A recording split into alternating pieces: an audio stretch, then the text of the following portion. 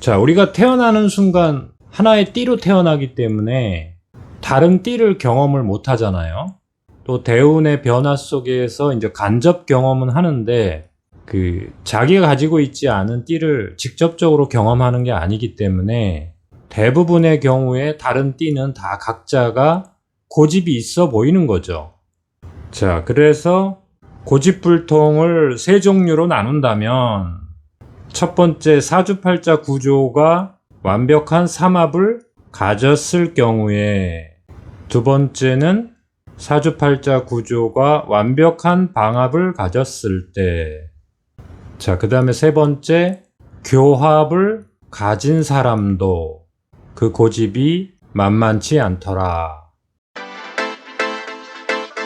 자, 사주팔자가 완벽한 삼합 구조를 가졌다면, 자, 이렇게 사유축이 완전히 이루어지는 거죠.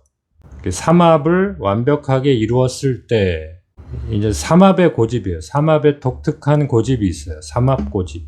자, 그리고 해묘미가 완벽하게 갖추어졌을 때, 신자진이 완벽하게 갖추어졌을 때, 그 다음에 인호술이 완벽하게 갖추어졌을 때, 자, 삼합고집을 가진 사람들은 자기가 하고 싶은 일을 해야 돼요. 자기가 하고 싶은 일.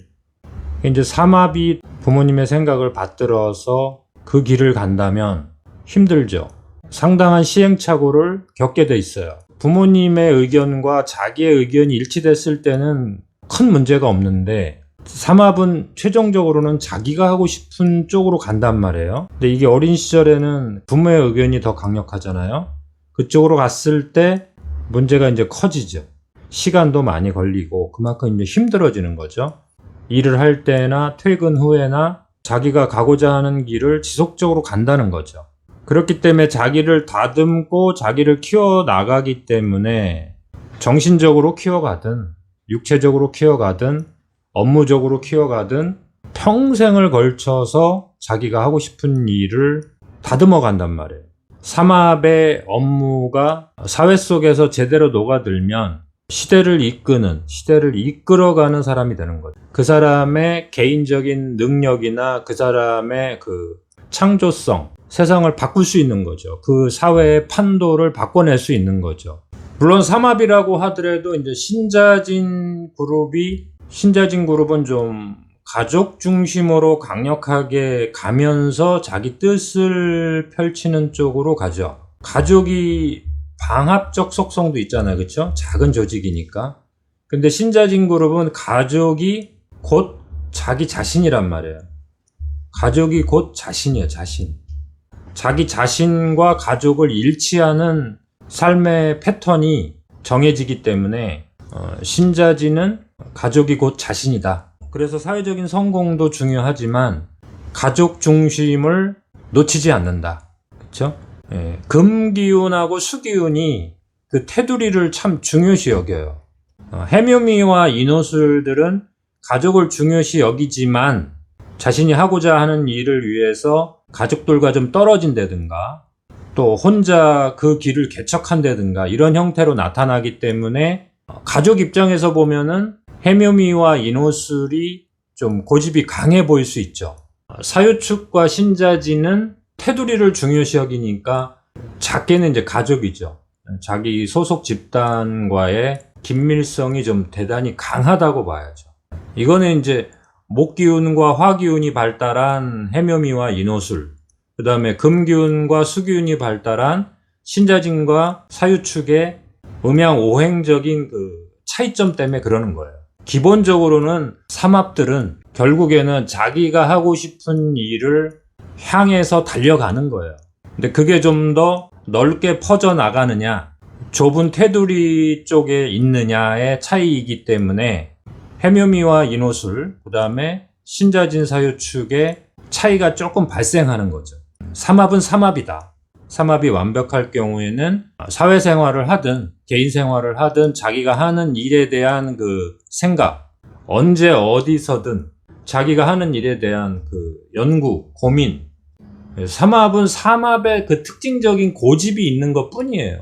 이 고집을 잘 쓰면 전문성이 되는 거예요. 내 옆에 있는 삼합의 옆에 있는 사람이 삼합이 아닐 경우에는 저 사람은 왜 저럴까?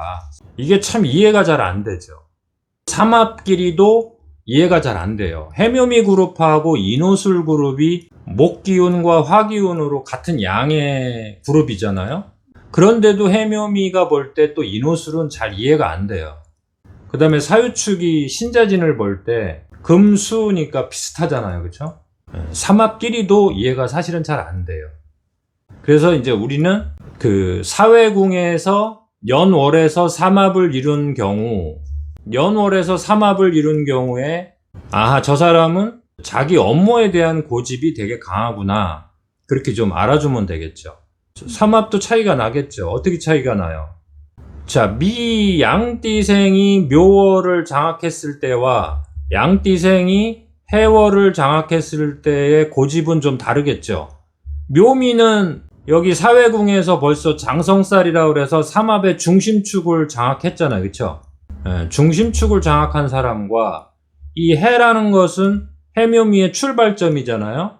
그 삼합의 출발점을 장악한 사람은 전혀 다르죠. 묘미 고집이 더 장난이 아니죠. 이렇게 장성살을 월지에 장악하고 있으면 이 양띠생은 자기가 가고자 하는 길이 뭐 초등학교 4학년, 5학년이면 거의 정해진단 말이에요. 직업이 정해진다는 게 아니라 호불호가 되게 정확하게 정해진다는 거예요. 결정권이 되게 강해진단 말이에요. 그래서 삼합이더라도 연월이 장성살을 가지고 있는 삼합이 훨씬 더 고집이 강할 수 있다, 이렇게 보면 되죠.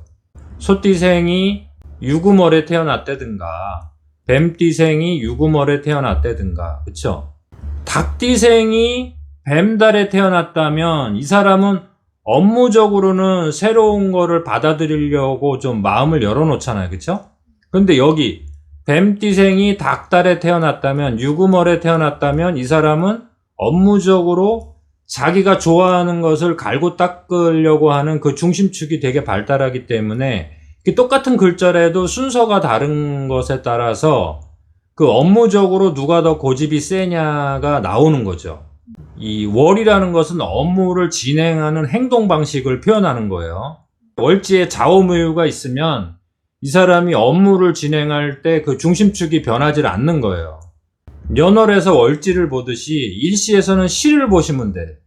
시에 만약에 좌우묘유가 있다면 이 중심축이 정해져 있잖아요.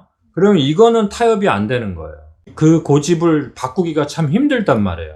시라는 건 자기 공간이니까 만약에 자시에 태어난 사람한테 방의 배치를 바꾼다든가, 이 사람이 물건을 어디에다가 배치해놨는데 그거를 뭐 남편이 막 바꾼다든가, 이런 건 너무 싫어한단 말이에요. 그런데 해시라면은 괜찮죠. 해시는 편하면 되는 거니까. 그러니까 연월에서 월이 업무를 진행하는 방식, 내가 일을 하는 방식이 나오는가 하면은 일시에서는 개인이 그 개인의 공간을 만들어가는 방식이 시에 나온단 말이에요. 그래서 사회궁을 볼 때는 월이 중요한 거죠. 그쵸? 그 다음에 개인궁을 볼 때는 그 시, 태어난 시가 어디에 있느냐에 따라서 나는 전원 생활을 하고 싶은데, 나는 안 그렇다. 나는 편의시설이 있어야 되고, 나는 주변에 백화점도 있어야 되고, 자신의 미래에 대한 그 삶의 방식, 준비하는 방식이 달라진단 말이에요. 축시에 태어난 사람하고 미시에 태어난 사람은 그 준비해가는, 미리미리 준비해가는 방식이 전혀 다르단 말이에요. 연월일시의 각 글자가 위치에 따라서 점유하는 영역과 그 내 인생에서 그 작용하는 역할이 다 다르더라 이거예요. 삼합하고 방합은 10명이면은 8명이 헤어진다고 봐야죠. 2명 정도는 그래, 네 능력이 뭐 그쪽으로 탁월하니까 내가 인정해 주마, 이렇게 하고 이제 살아갈 수가 있는데, 그 방합이 삼합을 이해할 수는 없죠. 자, 삼합을 다루는 방식은 교합인 사람들이 삼합을 잘 다뤄요. 근데 방합은 삼합을 다루기가 참 힘들어요. 왜냐하면 방합의 원칙이 삼합에서 막 무너진단 말이에요. 이 삼합이라는 것은, 자, 삼합이라는 거는 아시겠지만 해묘미를 본다면 여기 뭐예요? 물의 세상에서 나무의 세상으로 갔다 불의 세상으로 가는 거잖아요. 그렇죠? 그리고 금의 세상에선 또 안 보이잖아요. 이렇게 영역을 넘나들면서 자기가 가고자 하는 길을 계속 가는 거잖아요. 이게 삼합이란 말이에요. 그러니까 방합이라는 건 뭐예요? 사오미면 사오미, 신유술이면 신유술, 해자축이면 해자축, 인묘진이면 인묘진, 이 결속력이 있잖아요. 그렇죠? 그러니까 방합이 볼 때 삼합을 이해한다는 것은 거의 불가능하다고 보셔야 돼요. 거의 포기를 하거나 아니면은 이제 그 사람의 장점만 보고 그래 너는 그런 장점이 있으니까 그러면서 가야지 이걸 이해하려고 하시면 안 돼요. 자, 두 번째는 방합을 가진 고집. 자, 방합의 구조를 한번 볼까요?